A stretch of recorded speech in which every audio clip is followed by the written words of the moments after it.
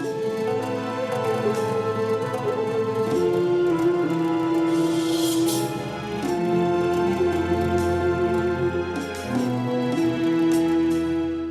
الله الرحمن الرحيم. الحمد لله رب العالمين، والصلاة والسلام على سيدنا وحبيبنا محمد وعلى آله وأصحابه أجمعين. بینەرانی بەڕێز و خۆشەویست، لە پرۆگرامی خۆشەویستیدا بەدیدارتان شاد بووینەوە. بابەتی ئەم جارەمان وەڵامدانەوەی پرسیاری یەکێکە لە بینەرانی بەرنامەکەمان. نامەیەکی درودرێژە وەکو خۆی بۆتان دەخوێنمەوە و دەیکەین بە تەوەرەی ئەم جارەمان. پرسیارەکە بەم شێوەیە: سەلام عەلەیکم، پرسیارەکەم ئەوەیە بۆ مامۆستای بەڕێز. من لە ئەوروپا دەژیم 20 ساڵە. ئەلحەمدوللیلا ڕوولەدینم زۆر بەباشە. بڕیارمدا ژن بێنم لە کوردستان. کەسێکی ڕوولەدینم هێنا، بەڵام نەمان دەناسین. دایکم بۆی دۆزیمەوە. دوای ئەوەی زەواجمان کرد، ئەم کچە باوکو دایکی نەبوو. دوای 1 هەفتەی گواستنەوە بۆم دەرکەوت خیانەتم لێ دەکات. دوای ئەوە هێنام بۆ ئەوروپا. لێرە چەند جارێک پێم زانی. دوای ئەوە دەرکەوت خیانەتم لێ دەکات. ئاگادارم کردەوە. دواتر بۆم دەرکەوت پەیوەندی هەیە لەگەڵ زاوای پوریدا و لەگەڵ برای زاوای پوریدا. بە بەڵگەوە خۆشی دانی بە هەمووی دانا. ئاگادارم کردەوە کە واز بێنێت لەم خیانەتە، بەڵام ئەو هەر بەردەوام بوو. ئاخر جار ماڵی بەجێهێشت و منداڵێکی دەمانگانمان هەبوو، ئەویشی برد و هەرچی پارەم هەبوو هەمووی برد. ڕۆیشت بۆ لای حکوومەتی وڵات، واتە مەبەستی ئەو وڵاتەیە لە ئەوروپا. شکاتی کرد و وتی سەرمان دەبڕێت لەبەر ئەوەی داڵدەی بدەن. ئێستا 5 ساڵە لای من نەماوە کە ڕۆیشتووە تەلاقم نەداوە، بەڵام ئەو شووی کردەوە و لە مەحکەمەی کوردستان داوای تەلاقی کردبوو. بەڵام لەبەر ئەوەی من سەلماندم لە مەحکەمەی کوردستان کە ئەو بە ڕەزامەندی خۆی ماڵی بەجێهێشتووە و خیانەتی لێکردووم، حاکم ڕەفزی کرد کە تەلاق بدات. خێزانم کە داوای تەلاقی کردبوو، حاکم ڕەفزی کردەوە. پرسیارەکەی من ئەمەیە: یەکەم، ئایا ئەو شوەی کە کردوویەتی بە زینا بۆی حیسابە؟ دووەم، ئەو مناڵەکەمی بردووە و شووی کردەوە. ئێستا منداڵەکەم 5 ساڵە. ئایا ئەبێ بۆمی بژێڕێتەوە لە ڕووی شەرعەوە؟ تێبینی لە 2 هەفتەدا 4 ڕۆژ لای منە. کاتێک دەیبمەوە بۆ لای دایکی دەگری و دەڵێن ناڕۆمەوە بۆ لای دایکم. سێم، من بۆیە تەلاقم نەداوە حەق و مافم لایەتی. خیانەتی لێ کردووم، منداڵی بردووم، پارەی دزیوم، ژیانی وێران کردووم. چەند ئازارم چەشت تا من گەیاندمە ئەوروپا. ئایا گوناهبار دەبم کە تەلاقم نەداوە؟ مامۆستای گیان هیوادارم وەڵام بدەیتەوە. جەزاک الله. بەڕێزان، ئەمە نامەی ئەو بەڕێزە بوو کە لە ئەوروپاوە بۆ ئێمەی نووسیوە. لە وەڵامی ئەو بەڕێزەدا تەوەری بەرنامەی ئەمجاری پرۆگرامی خۆشەویستی باسی ناپاکی هاوسەری دەکەین. لە وەڵامی ئەو پرسیارەدا چەند خاڵێک ئاماژە پێ دەکەم. خاڵی یەکەم، ئەم بەڕێزە دەڵێ 20 ساڵە لە ئەوروپام، ڕوو لە دینم. بەڕێزان، ئەی بیسەری بەڕێز، ئەو کەسی کە ئەم نامەیەت بۆ ئێمە ناردووە، گوێ بۆ دینی خوای پەروەردگار بگرە. سواس بۆ خوا، ئەلحەمدوللیلا کە تۆ 20 ساڵە لە ئەوروپا بووی و ڕێبازی ئیسلامت بەرنەداوە. خوای پەروەردگار زیاتر دامەزراویت پێ ببەخشێ. بەڵام ئەزیزی خۆم، دین هەر نوێژ و ڕۆژوو نییە. چۆن بۆ نوێژ و ڕۆژوەکەت پابەندی ئیسلامی،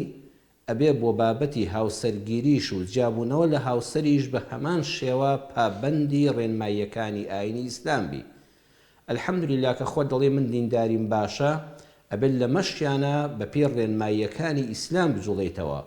نەک دڵ و دەرونی خۆت، نەک مەزلومیەتی خۆت. ئەمە خاڵی یەکەم. خاڵی دووەم، بەڕێزت وتوتە دوای 1 هەفتە گواستنەوە هەستم کرد خیانەتم لێ دەکات، کە بەڕاستی ئەوە جێگەی سەرنجە. هەفتەی یەکەمی هاوسەرگیری ئەو پەڕی کاتی خۆشی و شادی نێوان 2 کەسە کە بە ڕەزامەندی خۆیان هاوسەرگیریان دروست کردووە. دوای 1 هەفتە دەرکەوێت کە خیانەت لێ دەکا،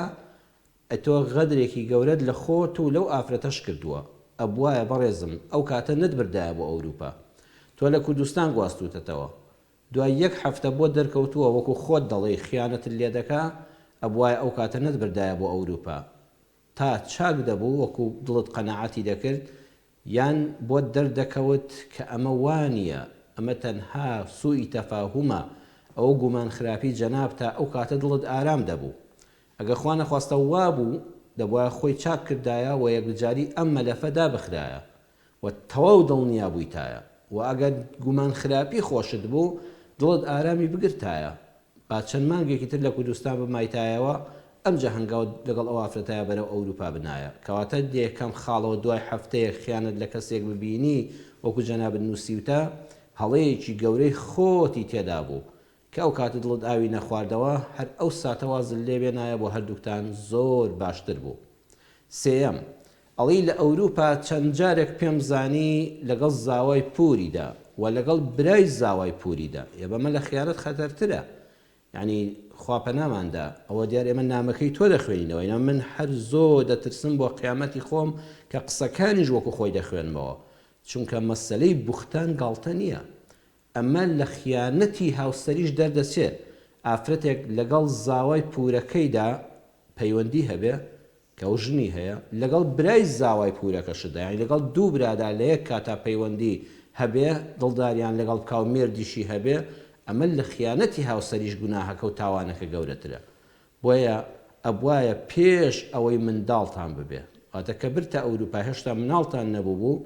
ئالەو کاتەدا کە تۆ ئەمانەت پێزانی وە خۆشی دانی پێدانا ئیتر دەبوایە لەوێدا وازل لێبێنایە لەوێدا بە قەدر و حرمەت و بە شەریعەتی خوای پەروەردگار وازل لێبێنایە یان ئەمەشیان ڕاز نییە من هێشتا گومانم وایە ئەمە دڵپیسی جەنابت بێ ئەمە خانە خراپی خۆت بێ ئەینە کەسێک کە بزانێ ئافرەتێک لەگەڵ دوو برادا کە هەردووچیان ژن و مناڵیان هەیە پەیوەندی هەبێ و خۆشی مێردی هەبێ ناتوانێت ژیانی هاوسەری لەگەڵی بەردەوام بێ ئەمە خاڵی سێم. چوارەمیان دەڵێ منداڵێکی دەمانگانەی بردم و پارەکانیشی هەمووی بردم. بەڕێزان تۆ کە ئەمە نووسیوە ئەڵێ مناڵەکەی بردم ئەی بۆ لە دادگای ئەو وڵاتە یەکەم ڕۆژ کاتت لێ نەکرد بڵێ ئەم ئافرەتە منداڵەکەی لەگەڵ خۆیان بردووە و ماڵی بۆ جێ هێشتووە و هیچ من ئاگام لێی نییە دادوەر قسەی تۆی لە هەر وڵاتێکی ئەوروپیش بیدەبیست و دەڵی پارەکانی بردم ئەوەندەی من شارەزایم هەبێت لە ئەوروپا خەڵک کەمترین پارەی لە ماڵەوە هەیە چونکە لەوێ هەموو پارەکان لە ڕێی کارتەوە هەمووی لە سیستمی بانقیدایە کەم خەڵک هەیە بتوانێت هەر لە ڕێی حکوومەتیشەوە ڕێگەت بەوە نادرێت پارەکان دەچنە قاڵبی پارەی ڕەشەوە پارەت بۆ لە ماڵەوە دانراوە یان بڕێکی ئەگەوەندە کەمە شایانی باسکردن نییە ئەگە بڕێک پارەی زۆرە و دەڵی پارەکانی بردووم ئەم پارەیە بۆ لە ماڵەوە بووە بۆ لە بانقەکەتان نەبووە بۆ لە کارتەکەی خۆتان نەبووە. پێنجەم ئەڵی لە دادگای کوردستاندا دادوەر تەلاقی نەدا ئەمەشان جێگەی سەرنجە کەسێک ئەگەر ئافرەتەکە خۆی دانی نابێ بەوەدا کە ناپاکی هاوسەری لەگەڵ تۆدا کردووە لەبەر دەمی دادوەرە تۆ بەڵگەت هەبێت لەسەری و بیسەلمێنی ئەو کاتە دادگا لە جیاتی سزای بدا بەڵێ نەخێر دەبێت ئێوە هەردووکتان هەر ژن و مێرد بن باوەڕ ناکەم شتیوە لە هیچ دادوەرێکی بەڕێز ئەمە ناوەشێتەوە کە ژنێک خۆیدان بنێ بەوەدا بڵێ کە ناپاکی هاوسەریم لەگەڵ پیاوەکەمدا کردووە ئێستا نامەوێت ژیانی لەگەڵ بەسەر حاکم بە زۆری بڵێ نەخێر هەر دەبێت تۆ لەگەڵ یا بمێنیتەوە تەلاقم نادا ئەم تەلاقە کۆتایی پێ ناهێنم ئەمە شتێکی سەیرە. شەشەمیان بەڵام من دەچمە سەر وەڵامی پرسیارەکان دواتە 5 تێبینیم لەسەر نامەکەی جەنابەت هەبوو 5 تێبینیم هەبوو کە ئەمانە هەڵەن لە ژیانی تۆشدا ڕوویان داوە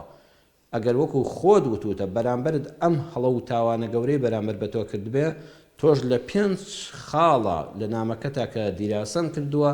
ئەم 5 خاڵەش لەسەر تۆ هەیە. شەشەمیان دێمە سەر وەڵامی پرسیارەکانی بەڕێزت ئایا بە زینا بۆی حیسابە کە من هێشتا تەلاقم نەداوە شووی کردوتەوە هەر مامۆستایەکی بەڕێزی ئاینی بە شەریعەتی ئیسلام کاتێک کە دەزانێت ئافرەتێک مێردی هەیە و منداڵی هەیە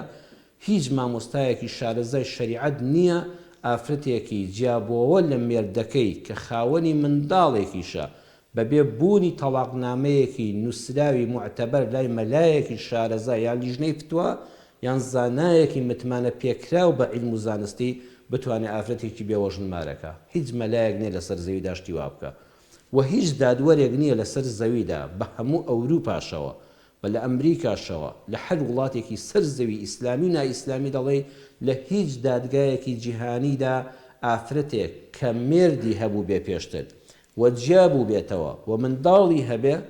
هەتاوەکو ئەستۆپاکی لە هاوسەری یەکەمی جیابوونەوەی پێنەبێ نە لە کوردستان و نە لە غەیری کوردستانیشدا مارە ناکرێت لە کەسێکی تر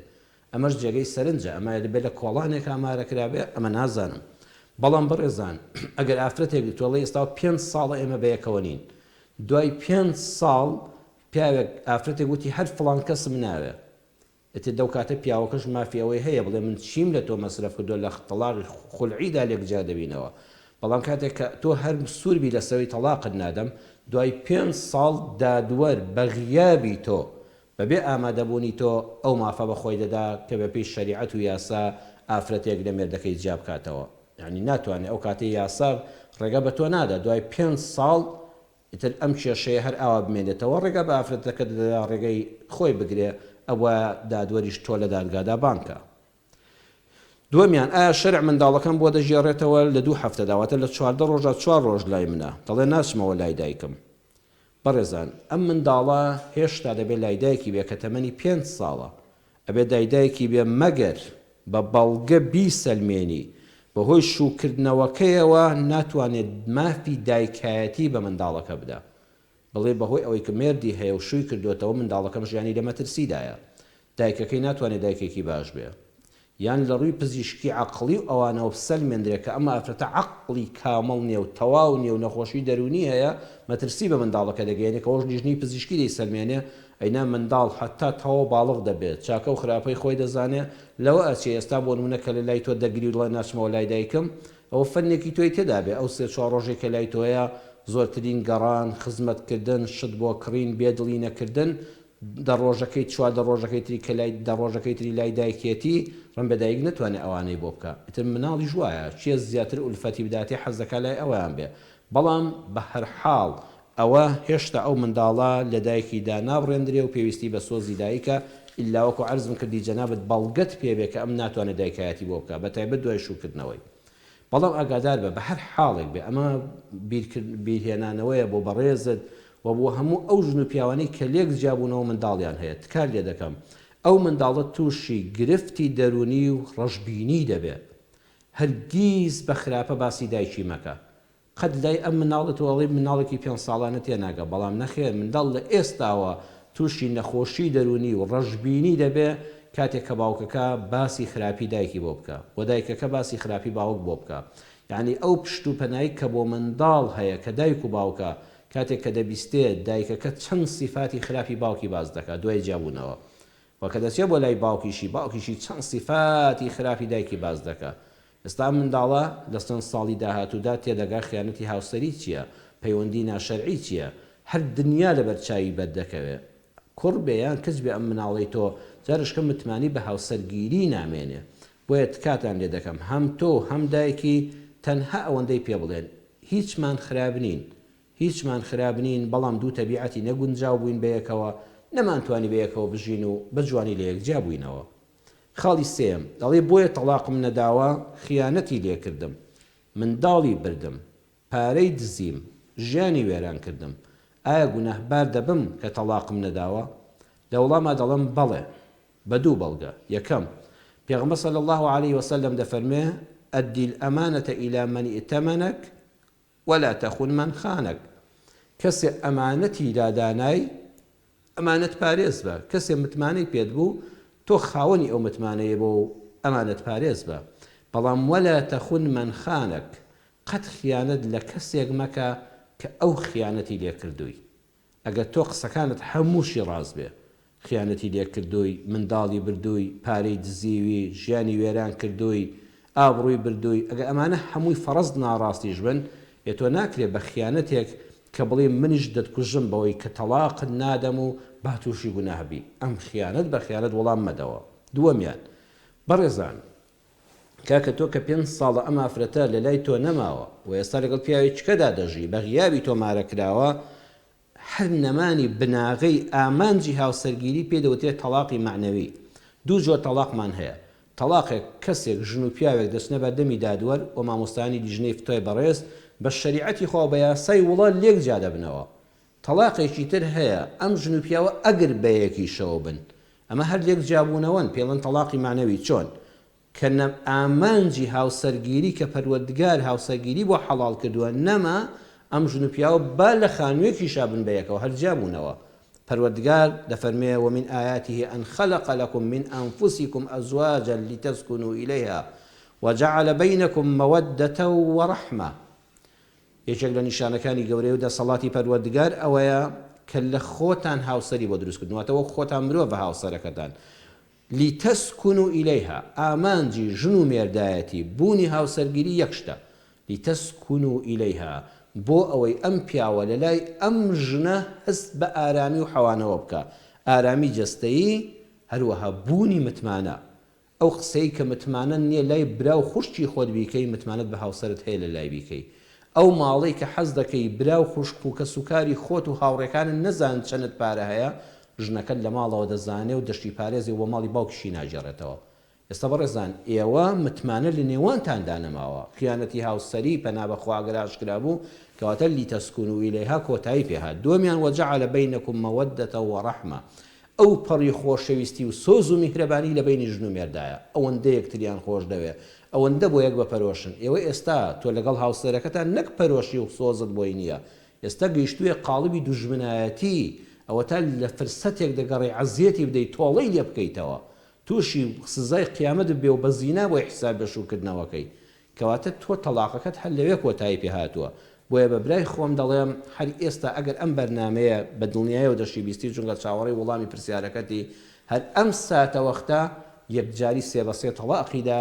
و بیسپێرە بەخوای پەروەردگار و ئەم بابەتە پەردەپۆشکە لە بینی خۆت و خوادا نەبۆ منداڵتی باسکە نەبۆ کە سوکاتی باسکە بڵێ بەیەکەوە نەگونجین و جیابووینەوە ئەو لە ڕێگای خۆی و تۆش داوا بکە خوای پەروەردگار ئەم جارە قەرەبوود بۆ بکاتەوە بە ئافرەتێکی ساڵحەی خواناسی دینداری پاک کە ئینشاءالله مەینەتیەکانی ڕابردوود لە بیر بەرێتەوە و ئەم جارە بەرچاوڕوونانەتر هاوسەرگیری لەگەڵ کەسێکا بکە کە نەک بە قسەی دایکردیان فڵان خزم بیهێنی خۆت لە نزیکەوە شارەزایبی و هەڵی سنگێنی و پشتیش بەخوا بەستە بەڕێزان تەوەری یەکەمی بەرنامەکەمان کۆتایی پێهات چەند قسەیەکی خێرماوە بۆ هەمومان لەسەر ئەم بابەتە بیکەین ئینشاءالله بۆ دوای ناوبڕەکە هەڵی دەگرین ئێستا دەچینە ناوبڕێک و دواتر دێنەوە خزمەتتان و جەنابتان دوای ناوبڕ بۆ دوو ژمارەی کە لەسەر شاشەی کەناڵی دیمەن دەیبینن ئینشاءالله دەتوانن پەیوەندیمان پێوە بکەن بسم الله الرحمن الرحیم دووبارە سڵاوی خوای پەروەردگارتان لێبێ بینەران و بیسەرانی بەڕێز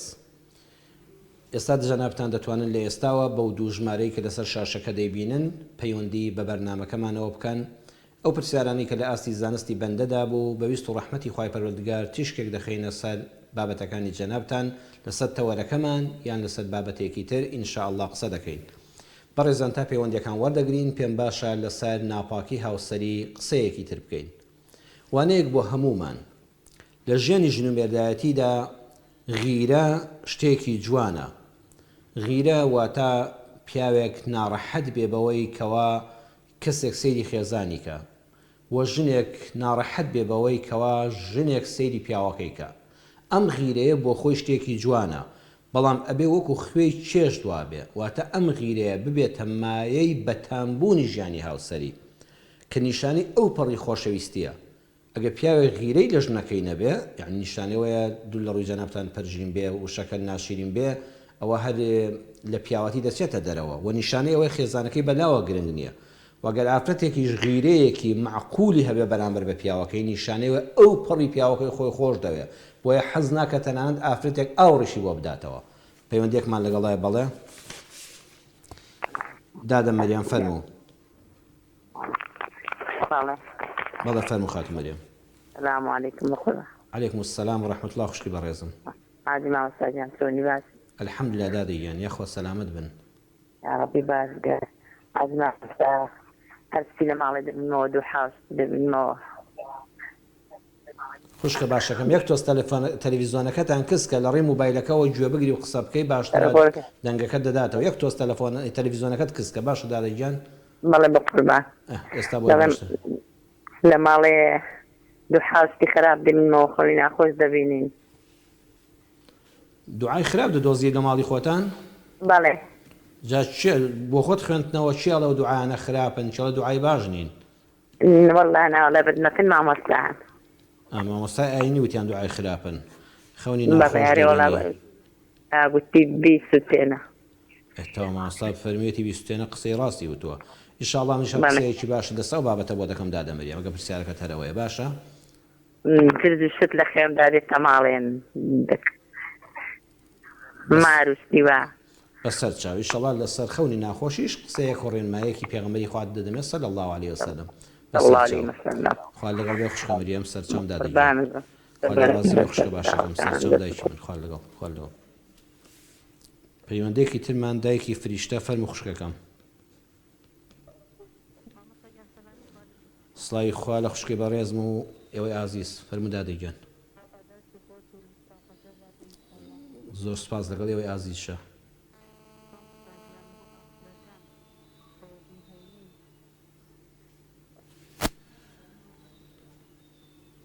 پێشم ئەنوێشکە بەس سونەتەکانی دوای نوێژی نیوەڕۆ چیە و نیەتی چییە دوکان سونەتی جومعەکەم دروستە پێش نوێژی جومعە دوای جومعە دوای نوێژی جومعە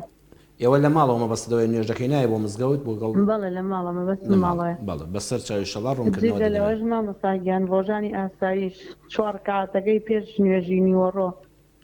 لە کاتی بانگانە یا چەند دەقەت پێشەوەی نیەتەکەی چییە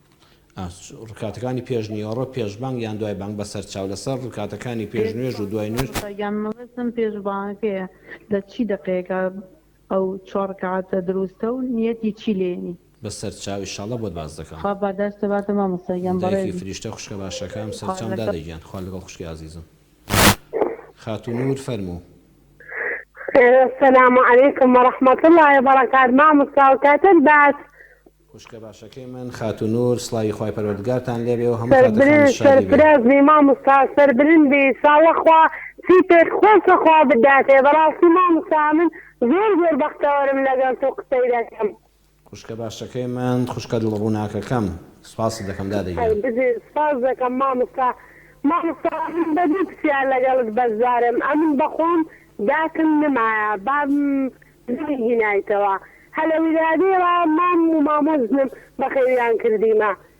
ما مزنم هتا بلي لقرم وباب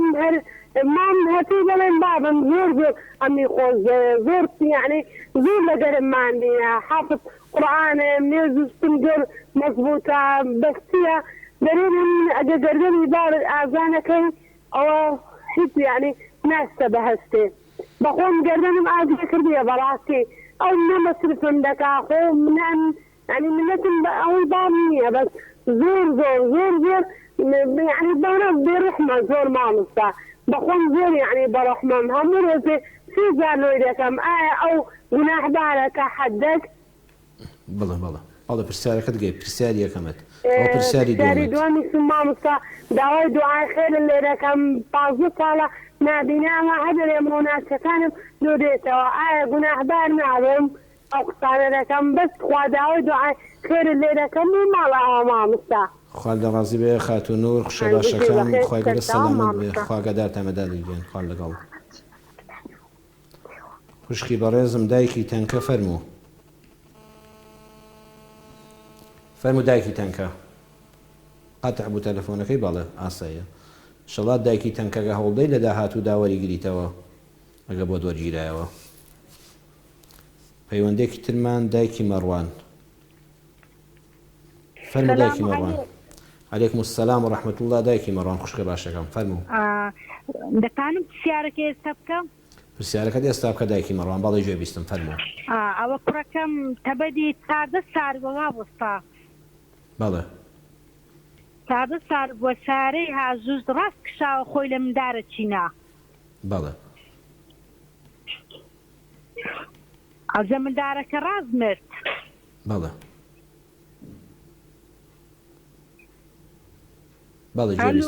بەڵێ گوێبیستی فەرموو قسەکانت بکە مندارەکە مرد ئێستا کوڕی من بتە 21 سار وا ڕۆژیەکان دەگرتەوە دەی لەسەر بە بەناگۆتی دوو باگ لە سەیەک بە ڕۆژی بێ بەڵێ ڕاستە خوا پرسیارەکەمان لە بۆ ئەوە کە بزین بە ڕۆژی بی لەسەری بۆ ئەو دەمای مندار بووە زین ئیشێز دەکا و ڕۆژیەکە سەدەگری دوو مانگ لە سەیەک بە خۆ دەزانی بەسەر چاو دایکی ماڕوان ئینشەڵا ڕوونکردنەوەیەکی باش دەدەم بە جەنابیشتت بۆ دڵارامی کوڕەکەشت ئینشەڵا لە ڕووی شریعەتەوە قسە بۆ دەکەم. وەڵاممان دەدەیەوە هەر ئێستا لە درێژەی بەرنامەکەدا با پەیوەندیەکان وەرگرین جەنابەت لە تەلەڤیزۆنەکە دانیشە و گوێویستی وەڵامەکەی خۆت دەبی کە سەرەی خۆت هات لە وەڵامی پرسیارەکاندا بەسەر چاو هەر ئەم شەو دەما مستاپسیارت کەشمان هەبوو پرسیارەکەی تریشت بەڵێ فەرموو. مامۆستا من ئەوە 6 مندارم هەیە مندارم هەموو گەورەنا بەڵێ پیاوەکەم ئیشێ دەکا و عیبینە لە ئیش و چتی بە سێواران دەستە کاپتریای بەداخەوە بەڵێ ئەدا عەزمان لێنە مندارەکانم هەموو گەورەنە و دەفام و عەزمان لێنە بستا و دێ هەر هەرامانە لە گەری باشە مامۆستاکارین دەرێن بە باری بەداچی بێت ئەوانە هیچ خلاقیان دێدانێ مامۆستا دەیەکەس هیوەی نییە کاپتریا دوو کاپتریا ئەو جێ دەستی عەزمان لێ نییە ئەزە مامۆستا چ بکەین باشە بەسەر چاوی شەڵا قسەیەکی خێژ لەو بارەوە دەکەین بەسەر چاو دایکی مەڕوان بەخێر سەر چاوم دادەگیان. بەڵێ بەڕێزان وتمان لە بینی ژن و مێردا غیرە شتێکی جوانە بەڵام وەکو خوێی چێژ دوابێ واتە ئەگەر لە سنوور چۆر دەرەوە ئێستا تۆ چیسەیەکی گەورە بێنی بکەیتە ناو قاپێ خوێ بکەیتە ناو خواردنێکەوە هیچ کەسێ نییە تەحەمولی خواردنی بکە غیرەش ئەگەر لە سنووری خۆی چۆ دەرەوە ئیتر ئەو کاتە تامی هاوسەری نەک ناهێڵێ بە دڵنیا بندەیگەێنێتە حەدی تەڵاق واتە جیابوونەوە. بۆیە بەدگومانی زۆرجار لە نێوانی دوو کەسی زۆر خۆشەویستا ڕوودەدا ئافرەتەکە ئەوەندە مێردەکەی خۆی خۆش دەوێت دەکەوێتە خانەگومانیەوە لێ بەردەوام چاودێری هەموو شتێکی دەکا هەروەها جاری وایە پیاوەکە ئەوەندە خێزانی خۆی خۆش دەوێت لە سنوور چۆتە دەرەوە وای لێدێ هەموو چرکە و هەڵسو و کەوتێکی وای لێدێ بە خیانەت دەزانێت کە ئەو کاتە دڵنیا بندەگاتە حەدی تەڵاق بۆیە با غیرە هەبێ لە بینی هاوسەراندا بەڵام بەدگومانی دروست نەبێ نەگاتە بەدگومانی کە چارەنووسی وەکو ئەو بەڕێزەی دیدێکەوە نامی ناردۆ پەیوەندی کترمان لەگەڵا باڵێ کاکە هەردی فەرموو.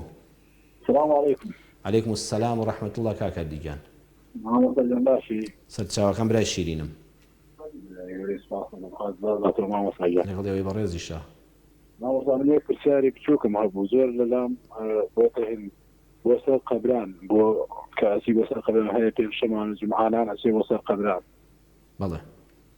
ئایا کە ئەو فاتحای ئەخوێنی ئەو فاتحایە بەو مردوو ئەگات کە بۆی ئەخوێنیت بەسەر چاوی شەڵا قسە لەسەر ئەو بارەوە بۆ دەکەم بەسەر چاوم کاکە هەردیجان سەرچام ئەزیزم خوان لەگەڵ بە قوربان سەرچاوم گیانەکەم خات و سەمیرە فەرموو خات و سەمیرە پەیوەندەکەی پچراوە لەسەر هێڵ نەماوە گەر لە داهاتوودا وەریگرێتەوە بەسەر چاو ئیشەڵا ئێمەش جوابی دەینەوە. پێغەمبەری خوا صلی الله علیه وسلم دەچینە خزمەت بە پێشەوەی لە خزمەت فەرمودەکەدا و حەقی خۆی بدەین پێ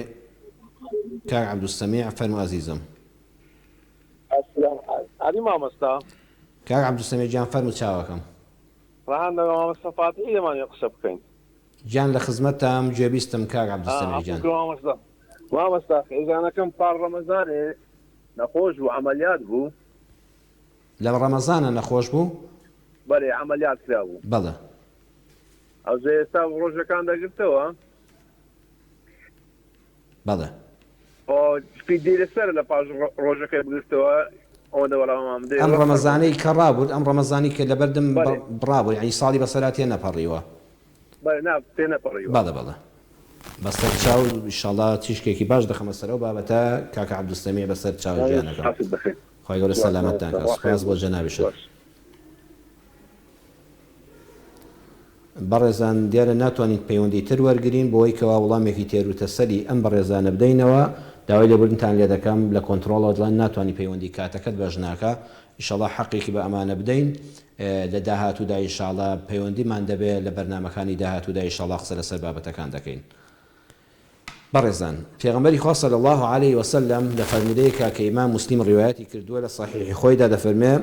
نهى رسول الله صلى الله عليه وسلم أن يطرق الرجل أهله ليلا يتخونهم أو يلتمس عثراتهم.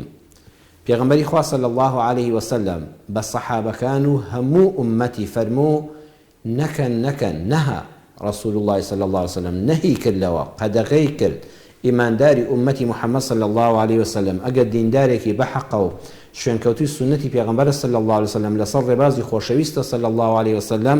فەرمووی نەهیتان لێ دەکەم ئەن یەترق الرەجل ئەهلەه لەیلەن کە ئینسان لە شەوە بەتایبەت لە شەوە کتوپڕ خۆی بکاتەوە ماڵەوە کتوپڕ لە بێ ئەوەی تەلەفۆنێک کاوەکو ئێستا کە تەلەفۆن هەیە یان پێشتر قۆخەیەک بکات لە دەرەوە تەپەی پێیەکانی بێ ئیشارەتێک بدا کە خێزان و هاوسەری لە ماڵەوە بزانەوە هاتەوە بەتایبەتی لە زمانی قەدیمە کەسانێک کە ڕۆیشتون شەو بەسەرا هاتووە شەو گەڕانەوە ئێستا نەبووە سارە ئۆتۆمبیل نەبووە تۆ 12 شەویش بگەڕێیتەوە یعنی ئافرەتەکە زانیوێتی کە پیاوەکەی ئەم شەو نایەتەوە پێغەمبەر صلی الله عليه وسلم فەرموویەتی ئەگەر پیاو شەو گەڕایەوە لە سەفەر کە ئافرەتەکە چاوەڕێی هاتنەوەی نییە با کتوپڕ خێرا دەرگاکە نەکاتەوە خۆ بکا بە ژوورە بەنێتی چی یەتەخەوەنەهم ژنەکەی تاقی بکاتەوە بڵێ وەڵا بزانام داخۆ ناپاکیم لێ دەکایان نا بڵێ ئافرەت دەڕۆم بۆ سەفەر وەڵا لەوە چێ دوو بەیانی بێمەوە دواتر بڕوە هەر لە ناو گەڕەکەکەی خۆیدا لە ناو شارەکەی خۆیان بێ کە بوو بە دەوری سعات دەی شەو کتوپڕ خێرا دەرگاکە بکاتەوانێ و کلیلی پێ بچێت بە بێر چرت پە دەرگای مەدخەل بکاتەوە بچێتە ژوورەوە بزانە داخۆ کەس لە ماڵەوە نییە ئەگەر نێتی ئەمەی هەبێ پێغەمبەر صلی الله علیه وسلم فەرمووی نابێ شتی وا بکەن نەها نەهی لەم کارەکەت ئەو یەلتەمیس عەثەراتیهم یا لە هەڵە و سەرسمی ژنەکەی بگەڕێ بەڵکو ئەوە خوا من بچمەوە ماڵەوە بزانم داخۆ تەلەفۆنەکەی تەلەفۆنی بۆ چێ کردووە با بسەیرم کە بزانم مەسافەی سعاتە من لە ماڵ نەبووم تەلەفۆن بۆ چێ کردووە بگەڕێ ئەم پیاوە چێیە ئەم پورزات چێیە ئەم ئافرەتە چێ بۆ قسە لەگەڵا کرد یعنی بەدوویدا بگەڕێ ورد ورد چاودێری بکە پێغەمبەر صلی الله عليه وسلم کە نەهی کردووە لەوەی کە ئافرەت خۆی دابگرێ پیاو خۆی بوەستێنێ حتا لە کاتێکی شەوە جەنابەت ئێستا حتا کە تەلەفۆن هەیە شتێکی زۆر جوانە با سوودی ئەم تەلەفۆنە لانی کەم ئەوە بێ جەنابەت لە شارێکەوە دەگەڕێتەوە بۆ شارەکەی خۆت دەگەڕێتەوە بۆ ناحیەکەی خۆت بۆ قەزاکەی خۆت بۆ گوندەکەی خۆت چەند جوانە پێش ئەوەی بگەیتە ماڵەوە بە 10 دقە تەلەفۆنێ بکەی ئافرەت لە ماڵەوەی وەڵام منیش گەڕامەوە الحەمداوە نزیک ماڵەوە بوومەوە هاتمەوە ئەمە نیشانی دڵپاکیە یعنی ئەمە کە کتوپڕ خۆت کرد بە ماڵە جارێک دوو جار ئەو ئافرەتە لە کتوپڕ عنی ناڕەحەت دەبێ دەوایە چێ ئەنجا خۆت گومانت بۆ دروست بێ جا پێغەمبەر صلی الله عليه وسلم کە ئەمەی قەدەغە کرد لە ئێمە فەرمووی بۆ ئەوەی ژیانتان تێک نەچێت چونکە هەر وەختێ ژن و پیا و متمانە لە نێوانیاندا نەما واللهی من بە ڕاشکایی پێتان دەڵێم هەر پیاوێک وای لێ هەر لەگەڵ ژنەکەیە بەردەوام چاودێری مۆبایلەکەی کرد ئەم ڕقەمە چیە تەلەفۆنی بۆ کردی ئەمە چێ بوو ئەمە چێ بوو لە فەیسبووکە داخڵ بوو هەرچەند لێپرسینەوەی خێزانی شتێکی باشە چۆن ینی تۆ خێزانت هەیە خێزانەکەش بۆ مێردەکەی بڵێ پیاوەکە سەردەمی فیتنە تێکەوتوین واللهی وای لێ هاتووە ئەگەر ڕقەمێکی مۆبایل نەناسی هەڵی مەگرە ئەمە نەکرد ژنەکە پیاوەکە ژوابێ باشە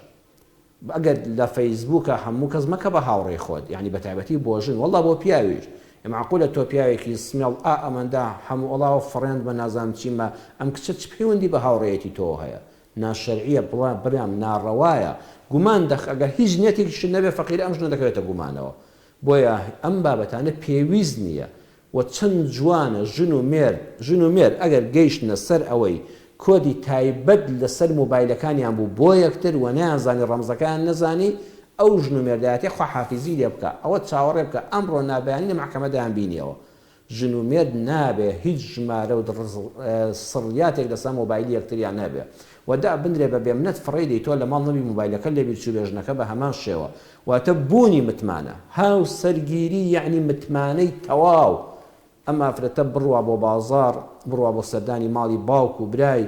ئاگادارکردنەوە شتێکی باشە دەبێت هەروەها ژنیش پیاوەکەی ئاگادار کاتەوە بڵێ پیاوەکە بە ئیزنی خۆی گەورە پشت بەخوا ببەستین لەم سەردەمەدا کە فیتنە و ئاشوب زۆر بووە کە بێدینی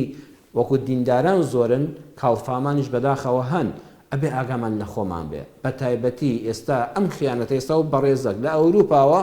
لە کوردستانەوە لەگەڵ مێردی کچی پوری و نازام چێ پەیوەندی هەبووە ئەمە گەر ئەم تەلەفۆنە نەبێ ئەو پەیوەندیانە دروست نابێ وایە کە نابێت تەلەفۆنیش زۆربەی خەڵک هەیەی بە دڵنیاییەوە پێویستی لەوەی سەردەمیش بێ بەڵام هەر ڕقەمێک نەدناسی هەر وەڵامی مەدەوە یان بیدە بەدەست مێردەکەتەوە بڵێ ئەم تەلەفۆنە سێ چوار جار تەلەفۆنی کردو فەرموو جەنابەت هەڵیگرە با بزانین داخۆمە پیاوێکە بە هەڵە لێی داوە ئەمە خزمێکە کەسێکە من نایناسم باش دەکانتان ئاشکرا بێ ئەگەر متمانە لە نێوانی ژن و مێردانەما دڵنیا بن خێزان هەڵدەتەکێت ولیتەسکونوا ئیلەیها چۆن ژن و مێرد بەجەستەها ئیسراحەتن لەلای یەکتر ئەبێ بە دەرونیش ئاسوودە و ئیسراحەت بن لەلای یەکتر ومێدەوارم ئینشاءڵڵا خێزانی هەموو لایەک خوای پەروەردگار بیپارێزێ و ئینشاءڵڵا خۆشمان ئاگامان لە خۆمان بێ هەموو بابەتەکانی ژن و مێر سەردانەکانیان مەرحەبایەکانیان هاوڕێکانیان با ڕوون و ئاشکرا لە لای یەکتر هەبێ و لە پشتەوە هیچ شتێک نەبێت. دێمە سەر وەڵامی پرسیارەکانی جەنابتان. دادە مریام وتی لە ماڵەوە دوعای خراپ دەدۆزمەوە و خەونی ناخۆشیش دەبینم. تە بەداخە وەڵی نازانم ئەم وڵاتەی ئێمە دیارە ئێمە هەموو پێشکەوتنی وڵاتمان بۆتە سحر و جادو و دوعا و ئەوانە. وەڵاهی دەبوو وانە بووینە ئێمە میلەتێکی موسڵمانین. ئێمە ڕۆژانە 17 ڕکات نوێژی فەرز دەکەین بەبێ سونەت لە هەموو 17 ڕکاتەکەدا واجبە لە فاتحا بخوێنی. لە فاتحادا دەڵێ ئیاکە نەعبود و ئیاکە نەستەعین. پەروەردگارە تەنها تۆ دەپەرستم داوای یارمەتی لە تۆ دەکەم. کەچی بەداخەوە خەڵکێک ئەمە گەر ناموسڵمان بیکە بەڵام تۆ دیندار بی ئەهلی نوێژ بی پێنج فەرزە نوێژ بکەی ڕەمەزان بە ڕۆژوو بی عومرەت کردبێ حەجت کردبێ هێشتا بڕوات بەم سیحر و جادو و نوشتە و شتی خراپێ وەڵڵاهی جێگای ئەسەفە. وەڵڵاهی بەداخەوە هەرچی دەبینی و زۆری تەلەفۆن و خەڵک کە دەمابینە لە بازاریشە نوشتەیەکم دۆزیەوە سیحرێک مەک لێکراوە ژیانمان تاڵ بووە. بەڵام خات و مریەم دادە مریەم ئەم شتە لە ئاسمانەوە نەهاتۆتە ناو ماڵیەوە بە دڵنیایەوە کەسێک هێناوێتی. بۆیە دەبێت ئینسان ئەو کەسانەی کە دێتە ماڵەکەتەوە ئەمە گرنگە خۆی بەڕاستی مشک و جرج نەیهێناوە ئەوە دڵنیا بە قالۆچە و سیسرگ نەیهێناوە ئەمە مرۆڤ هێناوێتێ ماڵی تۆوە. بۆیە پێغەمبەر صلی الله علیه وسلم دەفەرمێ ولا يأكل طعامك إلا تقي. ئێمە سێ شتمان هەیە مەرحەبایی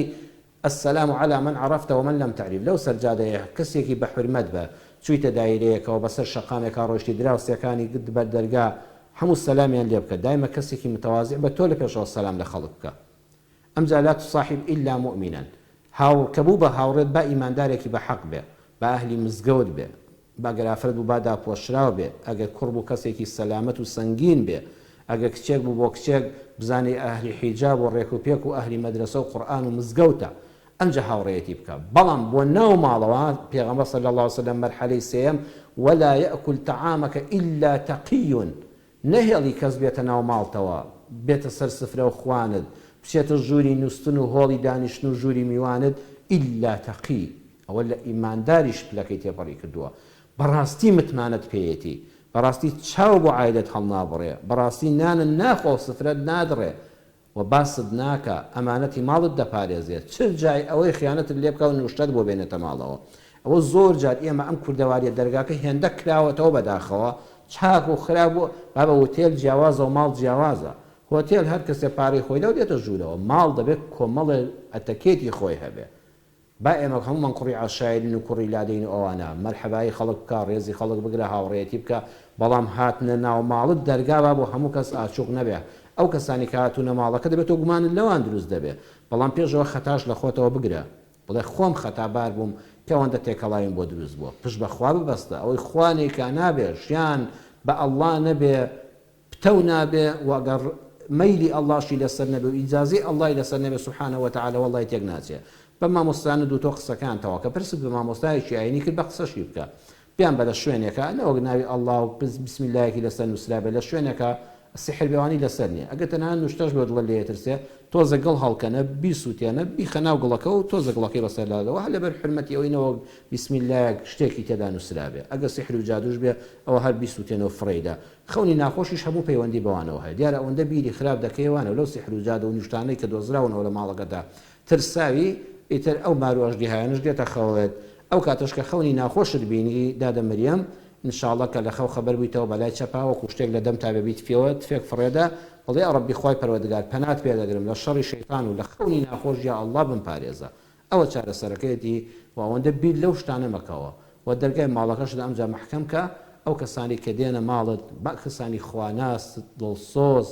ئەمین بن کە بزانی ئەو شتانە و لە ڕێگەی ئەوانەوە ئەو شتانە نایەنتە ناو ماڵەکەتەوە خوا هەموو لایەک پارێزێ. دایکی فریشتە فەرمووی بۆ نوێژی ئاهەینی خوشکانی بەڕێز وا باشترە ئەگەر وەختێ خوتبە تەواو بوو مامۆستا لە مزگەوتە دەستی کرد بە نوێژکردن تۆش لە ماڵەوە نوێژەکەت بکە ینی تۆزێ نوێژەکەتان تاخیرکەن هەندێک مزگەوت جارێ بانگی یەکەم زووتر دەڵێن کە بانگی یەکەم بۆ ئاگادارکردنەوەی تۆ لەگەڵ بانگی یەکەمە نوێژەکەت مەکە چاوەڕێ بکە تا خوتبەکان دەخوێندرێتەوە ئەگە بەدیات تەلەڤیزۆنەوە بێ ئەگەر لە پەیزێکی ڕاستەوخۆ بێ یان لە مکەبەری مزگەوتەوە بێ خوشکان دایکی فریشتە و هەموو خوشکانی بەڕێزم ڕۆژی جومعە مادام ئێوە هەندێکتان بەهۆی ماڵ و منداڵ و ئەمانەوە بۆتان ناکرێت بێنە مزگەوت با لە وتاری ئاینی مەحروم نەبن هەوڵ بدەن خوشکە باشەکانم ئینشاءڵڵا ڕۆژی جومعە هەم بەدەم چێژدەنان و خزمەتی منداڵەوە چاوێکیش و گوێیەکتان لەسەر تەلەڤیزۆنەکە بێت کە زۆربەی وتاری یاینی پەخش دەکات لە زۆربەی ئێستا تەلەڤیزۆنی دیمەن ڕۆژانە وتاری هەینانی وتاری ڕاستەوخۆی هێنی دەگوازێتەوە تۆ ئەتوانین لەسەر تەلەڤیزۆنەکەیان هەر تەلەڤیزۆنێکی ئازیزی تر ئەوانەی کە خێر بڵاو دەکەنەوە کە دین بڵاو دەکەنەوە هەروەها فەیسبووکەکەی خۆت مۆبایلەکەت بکەیتەوە ئەو هەموو مامۆستا بەڕێزا الحەمدوللا خوا پاداشتیانداتەوە وتارەکەیان ڕاستەوخۆ تۆ کامیان دڵت ئاوی پێدەخواتەوە و دەرسێکی هەفتانەی دین و ژینکی لێوە دەگری وتارێک گوێ بگرە ئەخۆ مۆبایلەکەت توانین لەگەڵ خۆتا بەدیتە مەتبەخەکەەوە لەگەڵ چێژلێنانە وتارەکەشت گوێ لێ بگری کەواتە ئەگەر وتارەکەت تەواو بوو دەرفەتت بۆ ڕەخسا ئەمجا بڕۆ نوێژەکەت بکە پەلەمەکە ئەو کاتە تۆ 4 کات نوێژی نیوەڕۆ دەکەی واتە دوورکان ناکەی باسی سونەتەکانت کرد سنەتەکان سنەتی پێش نوێژ ئەو 4 کاتەی غەیری ڕۆژانی جومعە کە لە پێش نوێژی نیوەڕۆدا دوورکات دەکرێت و لە دوای نوێژی نیوەڕۆ دەکرێت دادەفریشتە هەتاوەکو بانگ نەبێ نابێ سنەت بکەیت یعنی بۆ نمونە سنەتی پێش نوێژ نیوەڕۆ جەنابەت باز دەکەیت ئەبێ بانگی نیوەڕۆی دابێ لە مزگەوتەوە گوێ لەبێ یان لە مۆبایلەکەتەوە بانگی دابێ یان لە تەلەڤیزۆنەکەەوە بانگی دابێت لە بانگەکە بوو بێتەوە ئەم جاڵی نێتمە دوورکە سنەتی پێش نوێژ نیوەڕۆ دەکەم سەلامە داوێت نێتمە دوورکە سنەتی پێش نوێژ نیوەڕۆ دەکەم ئەمجا 4 کات نوێژی نیوەڕۆ فەرزەکە جێبەجێ دەکەم واتە سنەتەکانی پێش نوێژ ئەبێ دوای لێبوونەوە بێت لە بانگەکە نابێت سنەتی پێش نوێژ لە پێش بانگا بکەیت واتە کە بانگ نەبوو بێ وەختی نوێژەکە نەبووە سنەتەکانیش پەیوەستن بە نوێژە فەرزەکەەوە نوێژە فەرزەکەش دەبێت بانگەکە بوو بێ ئەمجا نوێژە فەرزەکە دروستە بیکەی سنەتەکانیش دەبێت دوای بانگەکە بن نەک پێش بانگەکە یا ڕەبی خوای گەورە هیدایەتی هەموو لایەکماندا بۆ ڕێگا ڕاستەکەی خۆی خاتونور کە نابینایە و ئینشاءڵڵا ئافرەتێکی دڵڕووناکە خوا پاداشت داتەوە کە بەداخەوە بە مناڵی دایکت نەماوە و باجیت هەیە ماڵی مامیشت خوای گەورە پاداشتیان داتەوە کە جێگەی باوکیان بۆ گرتوویەوە ئەوانەی ئینشاءڵڵا موژدەیان لێبێ بەڕاستی هەتی و هەر ئەو کەسە نییە کە باوکی نەماوە بڕواتان هەبێ بە تایبەت کچ وەڵڵا کوڕیش ئەگە دایک نەما و باجی و باوەژن هاتە ماڵەوە ئەگە زۆر بەڕەحەم بن عینە بەخواوە هەتیوە کافیلی یەتیمیش ئەو کەسەی کە سەرپەرشتی منداڵیشی بێناز دەکا و هەست ناهێڵێ هەست بێ بە باوکو و دایکی بکە وڵای ڕەفیقی پێغەمبەرە صلی الله عليه وسلم لە بەهەشتا ئەو فەرمودەی ڕەسوول اللهە ڕوحمان بە قوربانی بێ صلی الله عليه وسلم خوا پاداشتی ماڵی مامەت بداتەوە خاتون و ئینشاءڵڵا خوا پاداشتی تۆش بداتەوە بە ئیزنی خوا دائما دوعای خێر بۆ باوکیشت بکات و ئافرەتێکی بەردەوام دوعای خێرت لەسەر دەمە باوکیش بەخوا باوەڕم نییە هەموو باوکێک سۆز و میهرەبانی بۆ کچی خۆی هەیە بەڵام کاتێک کە دایک نامێنێ کاتێک کە باجی دێتە ژیانی باوکەکەەوە ئەوە زۆر جار ئەمیش جارێک ماڵی وێران بووە ئەم جارش ئەم ژنەشی جابێتەوە لێی ماڵی 2 جار وێران بێتەوە ئەبێ زۆر جار قوربانی بە منداڵەکانی بدا لەبەر ڕاگررتنی خێزانی دووەم مەگەر ئافرەتە باجێکە والله ئاعلم چاک هەیە و خراپ لە هەموو چین و توێژەکە هەیە قەت بە مطلقی بڕیا لەسەر کەس نەدەین بەڵام هیچ کەسێک لەسەر زەویدا نییە بگاتە دایکی خۆت ئەوە قسەیەکی ناڕەسەڵا باجی وەکو دایکی باشتر بوو قەت ئەو قسەیە ناچێ بە مێشکمە بەخوا دایکی خۆت هیچ ئافرەتێک نییە لەسەر زەویدا سۆزی دایکی خۆی بۆ منداڵ هەبێ ئەمە هیچ مەحاڵە وەگەر باجیەک ئەو پەڕی زۆر چاک بێستەم لە منداڵەکە نەکە بە چاوی دژمنایەتی سەیری نەکە ئەمە ڕەحمی خوایە چاک و خراپیش لەناو هەموو مرۆڤەکاندا هەیە لەناو چینی باجی و باوەژنەکانیشدا دەتوانین بڵین کەسانێک هەن سیفات دڕندە نین ڕەحم و بەزەیەکی خوا لە دڵیاندایە بەڵام ناگاتەوەی کە بڵێ وەکو دایکی سەیری کا و زۆر پێیان خۆشحاڵ بێ زۆرجار بەداخەوە هانی باوکەکان دەدەن دژی منداڵەکان کە لە ئافرەتی یەکەمن و دایکیان نەماوە بەڵام تۆ ئینشاءڵڵا خوا گەورە 15 ساڵە نابینای شکرانەی پەروەردگارت کردووە ئینشاءڵڵا لەسەر شکرانە بژێری خۆت بەردەوام بە خاتونور دنیا هەر تێدەپەڕێ وەڵڵا دنیا خۆشی و ناخۆشیەکانی خەوێکن جا هەیە خەوەکەی تۆزە ناخۆشە هەیە خەوەکەی خۆشە بەڵام هەمووان تێدەپەڕن قیامەت زۆر نزیکە مردن لە هەمووانمان نزیکە بەڵام قیامەتەکە نابڕێتەوە تۆ ئینشاءڵڵا لە ڕۆژی قیامەتە بە چاوی ساغەوە بە خزمەت پەروەردگارت دەگەی بە چاوی ساغەوە بە خزمەت پێغەمبەری خوا دەگەی صلی الله عليه وسلم خوای گەورە بە بەهەش پاداشت دەداتەوە بەڵام تۆ ئینشاءڵڵا وەکو بەرنامەکانی پێشووتریش پەیوەندیت کردووە دڵ و دەروونێکی پاکت هەیە، نابیناکان زۆریان دڵ و دەروونیان پاکە، بەردەوام ئینشاءڵڵا دوعای خێر بۆ دایکی خوا لێ خۆش بووت بۆ باوکت کەماوە، هیوای بەختەوەری بۆ بخوازە، دوعای بەختەوەری بۆ بکە، ئەمە لە تۆ چاوەڕێ دەکرێت. پاداشتی تۆ تەنها لای ئەڵڵایە و ئەوش بەهەشتی بەرینە. ئینسان کە بەهەشتیشی هەبوو، ڕەزامەندی خوای هەبوو، هەموو مەینەتەکانی دنیا هیچن. دایکی مەڕوان باسی ئەوەت کرد کە کوڕەکەت 14 ساڵ 15 ساڵ بووە کە لە منداڵێکی داوە بە ئۆتۆمبیل کشاوەتەوە، منداڵێک بە قەدەری خوای پەروەردگار چۆتە ژێر ئۆتۆمبیلەکەەوە و دەست بەجێ مردووە. ئێستا 21 ساڵە. بەڵێ بە دڵنیاییەوە 2 مانگ بە ڕۆژوو بوون بۆ ئەو قەتڵانەی کە عەمد نین، وەکو ئەم ڕووداوی کە باسی دەکەی. بۆچی ئەو 2 مانگ بە ڕۆژوو بوونە؟ ئینسان دەرونی نائارامە. ئێستا ئەو کوڕەی تۆ بەردەوام ڕاستە ئەوت کاتە لەوایە 14 ساڵ 15 ساڵ کەیشتۆتە حەدی بلوغ، واتە تەکلیفی لەسەر بووە، هەرچەند لە ڕووی قانونیەوە و لە ڕووی شەرعیشەوە وەکو کەسێکی باڵغ سیر ناکرێت. ئەمە عەمدیش نەبووە، ئەمە قەتڵێکی عەمد نەبووە، خوا نەخواستە بەڵێ بە عەمدی ڕووی داوە. ئاگای لێ نەبووە، هیچ شۆفێرێک حەز ناکە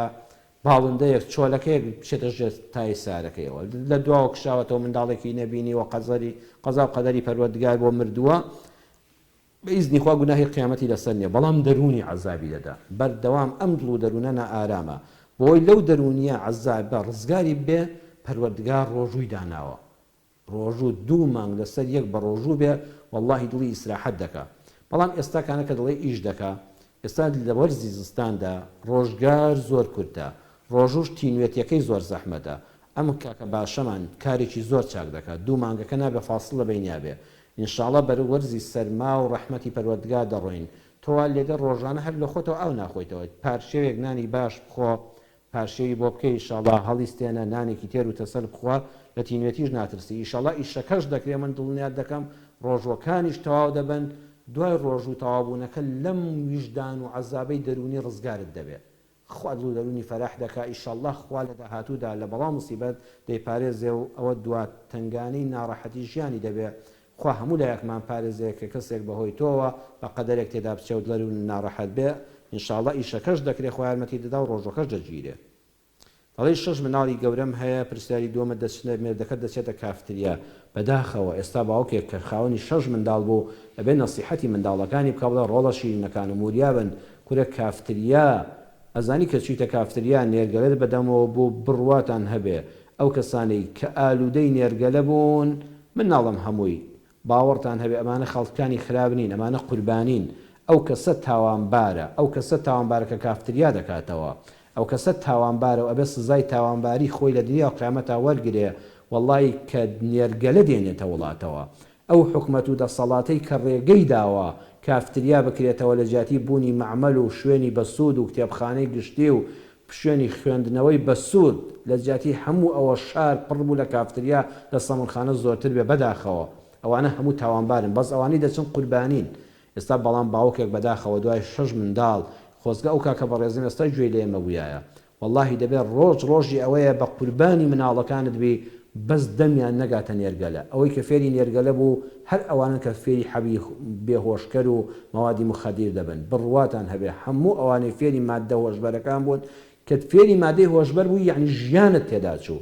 یعنی دنیات ڕۆی، قیامەتت ڕۆی، خێزانت ڕۆی، سەروەت و سامانت ڕۆی، وڵاتت کاول بوو، یاخواخوا پەناماندا لەکوێوە فێر دەبی. هەموو ئەوانە لە نێرگەلە کێشان و کافتریاکانەوە فێری ئەو بەزمە دەبن. جا ئینسان دەبێت خەمی 6 منداڵەکەی بێ بۆی پەروەردە بن و نەچنە کافتریا، مەراییان لە بەرا بکەی، شتیان بۆ بکڕی، لە دەمی خۆت بیگری و بیخێ دەمی ئەوانەوە، دەمن لە سەریان بێ قوربان تامە مناڵەکانە فێری جگەرە کێشان و نێرگەلە و کافتریانە بن. باوەک ئەگە بۆ خۆی چوو زۆر کارە ساتە.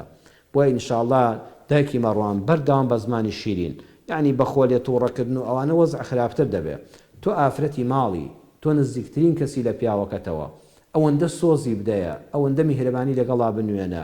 هەوڵ بدە با بۆشایی بۆ دروست نەبێ. زۆری گەنجەکان ئەو پیاوە دیارە تەمەنێکیشی ئەو بەڕێزە هەیە، زۆری ئەوانی کە تەمەنێکیشیان هەیە کە دەچنە کافتریا بۆشاییەک لە ژیانە هەیە. وەڵڵاهی هەموو ئەوانی لە کافتریان بچۆ بۆ لایەن لە نزیکەوە بیان دوێنە خەمێکیان هەیە، بۆشایی و فەراغێک لە ژیانیاندا هەیە. لە ماڵێکی ئارامە هەست بە ئارامی ناکەن، ئەڕۆن ڕوو لەو ڕێگات چەوت و چەوێڵە دەکەن بە حیساب خۆیان ڕزگارکەن، خۆیان لە خەم ڕزگارکەن، بەڵام تووشی خەمە گەورەکە دەبن کە لە داهاتوودا لە ناویان دەبا، سینەیان دەڕزێنێ. ئەم پیاوەی تۆش دیارە